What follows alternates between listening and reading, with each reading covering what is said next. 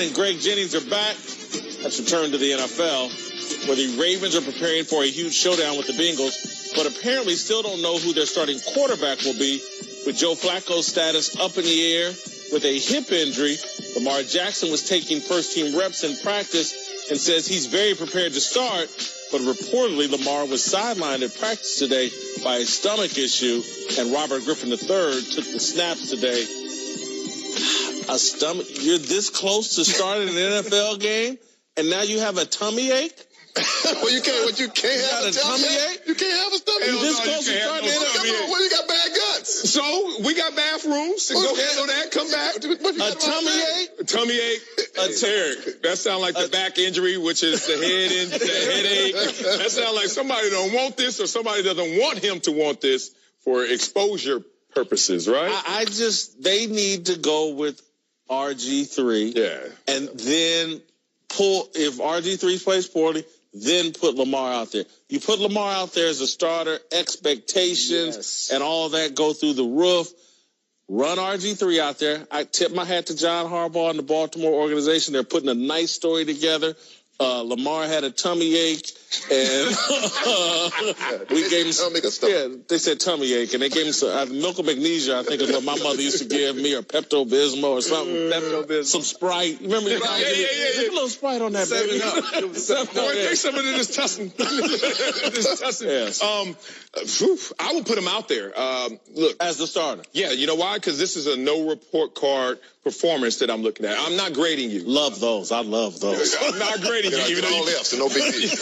You're going to feel the heat from the fans. If you don't perform, you're going to hear it from the media, but you're not getting graded internally. We know who you are. We know you're a project. We know you need help with your mechanics. We know that you are still trying to figure out the technical aspects of playing quarterback. However, I got to see what's in that bottle, because I know there's some lightning in that bottle, and I want to unleash it for everyone to see in doses, not necessarily in fullness, because this is a team that Joe Flacco wasn't able to inspire consistently. So why would you feel that weight if you go out there, Lamar Jackson? I say, hey, I'm going out there, no report card. Let's see what I got. No, I don't think so. I mean, Ozzie Smith, I told you before, and I said it before in this show. Newsome. I mean, Ozzie Newsome likes him. Hall of Fame Ozzie Newsome really likes him.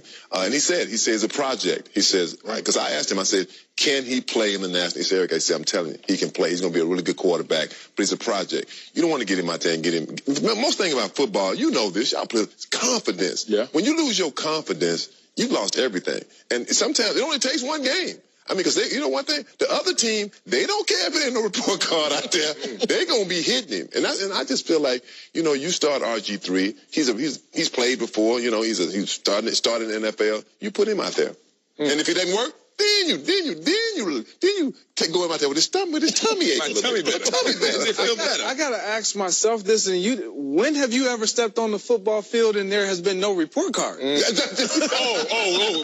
I don't know where you got. I got drafted second round. Buffalo Bills, Bruce Smith there, Phil Hansen. They were like, Wiley, just go out there and just keep learning. I'm a small school player. Keep learning the game. I wasn't getting graded, because if I was getting graded, I wouldn't have been in the league. I was not playing well. I was a second round guy too. Okay, so you know. And I know, but I mean, every time I stepped on the field, they were evaluating me. Yes, but they also didn't give you the same assessment and consequences of that evaluation, meaning we can protect some guys.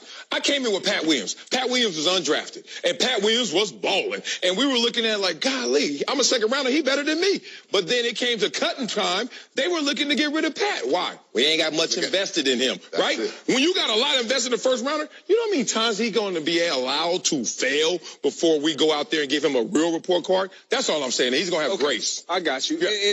In that instance, for me, you still don't put them out there. You just don't put, because even with no report card or no evaluation, however you want to word it, you're still going to your point, exude either confidence or the lack of confidence pending what transpires. And this is a Baltimore Ravens football team that still has a chance to slide into the playoffs. So why would you put in a guy who you feel like, okay, he's a work in progress. Does he give us the best chance to win? Absolutely not. And if that is the answer that I have, then RG3 is that guy, because he allows you to open up your entire playbook, run, pass, and everything else, and then you can move forward with that. But I would not put him out there. You know, like the old school way, you know, when I came in the league, a quarterback wouldn't get on the field maybe for 3 years. It wasn't a big deal. It really wasn't. Now they're rushing quarterbacks. It's like almost like this is to me is like a Cordell Stewart. You know, don't rush him out there. I mean, let him develop to be that guy that you want him to be. He's a first-round draft pick.